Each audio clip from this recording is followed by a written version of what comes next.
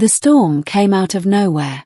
One moment, the twin suns of Rillian 4 shone with their usual orange glow, and the next, they were blotted out by an angry wave of dark violet clouds. Jagged streaks of green lightning danced across the skies, illuminating the rocky plains below. Kieran Hale, an off-world researcher stationed in Outpost Theta 6, cursed under his breath as he shoved his scanner into his pack and activated the distress beacon. "This planet wasn't supposed to have weather," he muttered, pulling his jacket tighter against the wind. The terrain was too unstable to risk returning to base. The only option was the emergency shelter up the ridge. He wasn't alone. A soft, high-pitched chirrup reached his ears. Kieran turned to see her, Kylera, clutching her woven satchel, eyes wide with worry, crest tendrils pressed flat against her temples. She was of the Azurians, a reclusive species of pale lavender humanoids, with opalescent skin that shimmered slightly and large, glowing eyes. Tall and elegant, but clearly unprepared for the sudden cold. "I told you to wait in the observation dome," he said, struggling to be heard over the gale. "Why did you follow me?" Kylera's voice was melodic, despite its tremble. "I was not going to let you face the Skyroth alone. That would be dishonorable." Kieran grunted and motioned her forward. "Come on. The cave's up this way." They climbed together, the wind battering them from all sides. By the time they stumbled into the narrow cavern, Kieran's teeth were chattering.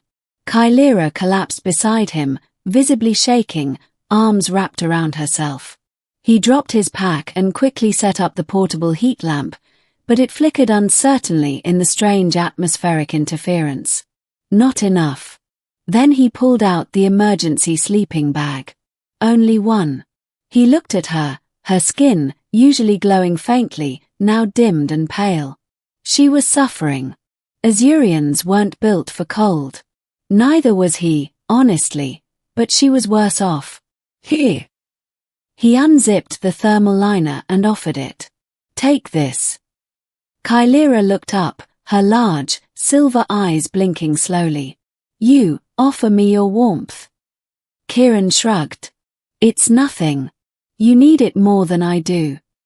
Kylera accepted it slowly, carefully, like it was something sacred. She slipped into the sleeping bag with graceful awkwardness, pulling it up to her neck. Then, unexpectedly, she patted the space beside her. "There is room for two." Kieran hesitated. "It's fine. I'll manage." "You saved me," she said, voice soft and serious. "Honor demands I return what was given." "I didn't do it for anything in return." Kylera tilted her head, studying him. "That is precisely why it matters." She opened the sleeping bag again, and this time, Kieran didn't refuse. The cold was cutting into his bones, and the warmth, once inside, was instant relief. They lay shoulder to shoulder, close but not touching. Then Kylera did something unexpected. She moved closer, tentatively, draping one of her arms across his chest, her long fingers lightly resting over his shirt. "I do not understand your species," she whispered. "Trust me, the feeling's mutual," Kieran chuckled nervously. "You are a solitary kind," she continued. "Always building walls. Even here, our research stations are separate. You barely speak unless there's data involved. And yet, you shared your warmth." Kieran hesitated, unsure what to say. Her hand stayed there, her touch gentle, oddly calming. "You didn't have to follow me into the storm," he said. "I did." Her voice was quieter now, more intimate. "You talk to me like I'm a person, not a specimen. The others, they observe me. But you see me." Their eyes met in the dim light. For a long time, neither said anything. The storm howled outside. The cave trembled. But in their little cocoon, warmth bloomed. When Kieran awoke, Kylera was gone. Panic surged through him until he spotted her near the cave mouth, standing barefoot on the stone, looking up at the clearing sky. The two suns had returned, casting golden light on her shimmering skin. She looked like a vision, otherworldly and serene. He approached, rubbing sleep from his eyes. "You okay?" She nodded. "The storm has passed. But something lingers." He raised an eyebrow. "What do you mean?"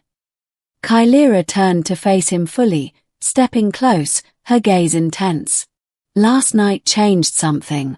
I am not, like humans. We do not share warmth lightly. We bond." Kieran swallowed. "Kylera." "I offer more than warmth now," she said, placing a hand gently on his chest. "I offer all of me, if you will take it." He stared at her, unsure if this was real.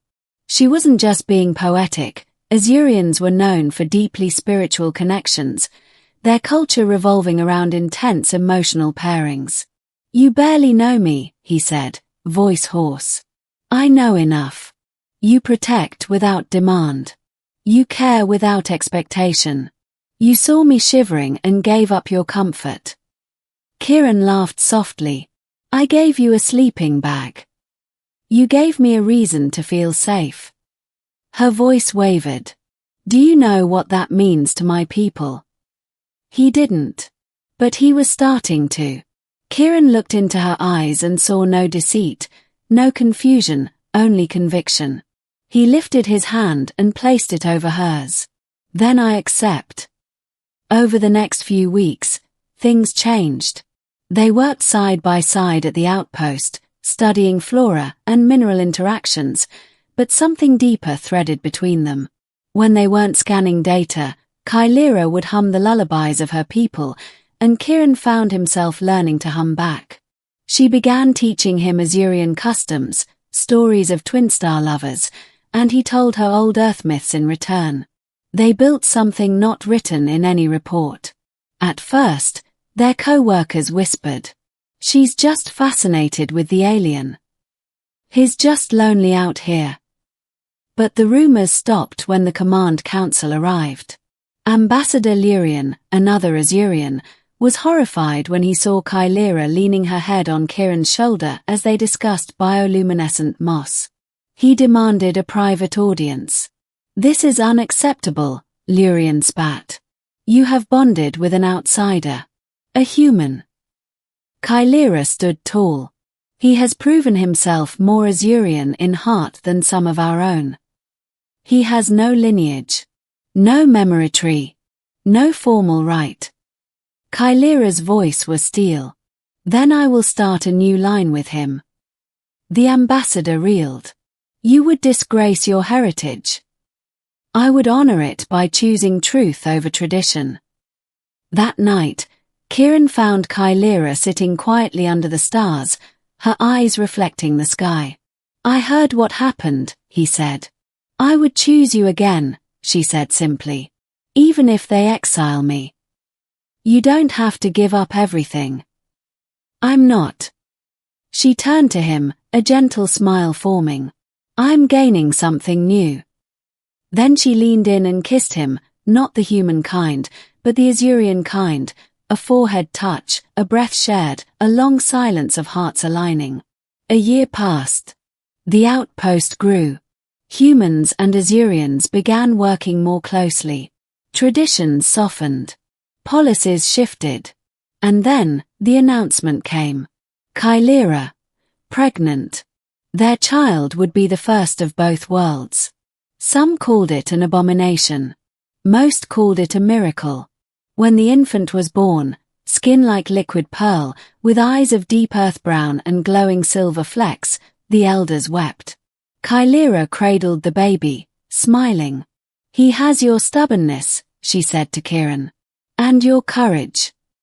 As the suns rose outside the window, Kylera turned to him and whispered, "You offered warmth in the cold.